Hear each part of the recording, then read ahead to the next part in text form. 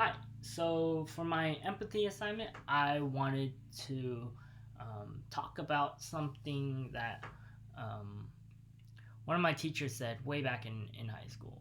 And I distinctly remember saying that I think that video games are a waste of time.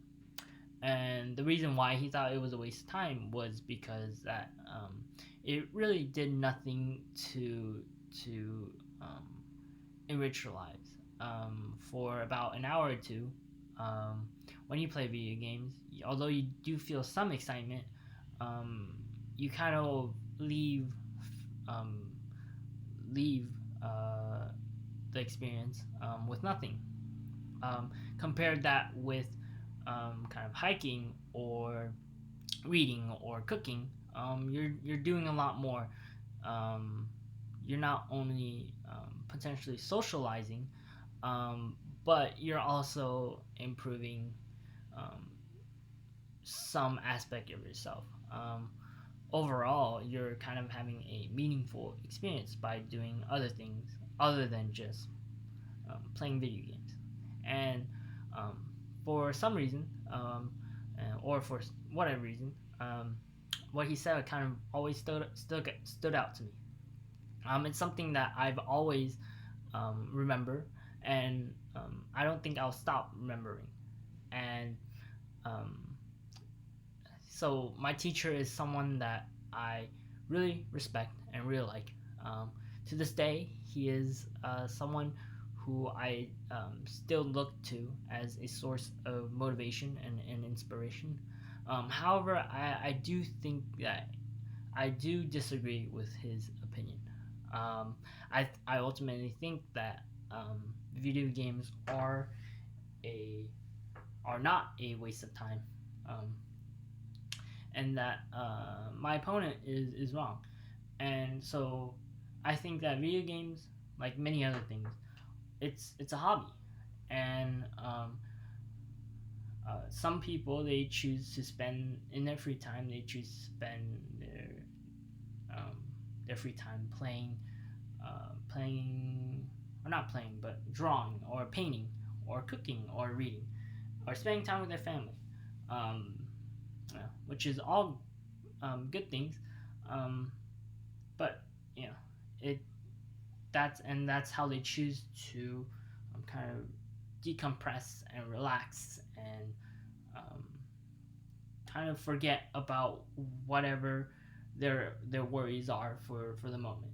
Um, in that way, video games aren't really a waste of time. They do have some value in the fact that they are a form of escape for many people.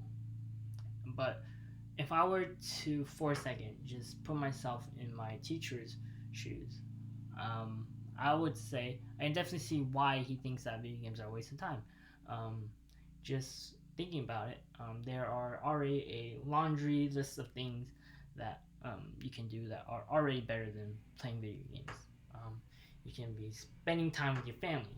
You can go hiking, or you can bike, or you can pick up a new skill. Whatever it is, there is always many things to do that are just not sitting in your room by yourself, looking at a screen, and um, kind of obsessing over or over a virtual thing. Um, there are definitely a lot of not only um, enriching things, but it's kind of physical things. They're not virtual. They're things that um, there are there are real experiences that you can kind of um, draw some meaning towards, some meaningful real world experience that you can do besides playing video games. And in that sense, I can definitely see why he thinks that video games are a waste of time. And those who say that it's not a waste of time is um, they're in some ways they're wrong. Um, how both positions are correct and how both are wrong. Well, again, as um, I can definitely see why um, video games are a waste of time. Um, there are already a lot of things that you can be doing that is better um, than just playing video games. But at the same time, um, it's ultimately up to the decision of the person or whoever they are in how they spend their time and how they um, find their own ways to rest and relax and decompress and not think about school, family, work, or real world issues at that moment. Um, and that's where video games can come in. And so, how they are both wrong, um, again, I just think that um, there are definitely many things that you can be doing other than just playing video games. Um, and but at the same time, um, it's it's it's up to the person.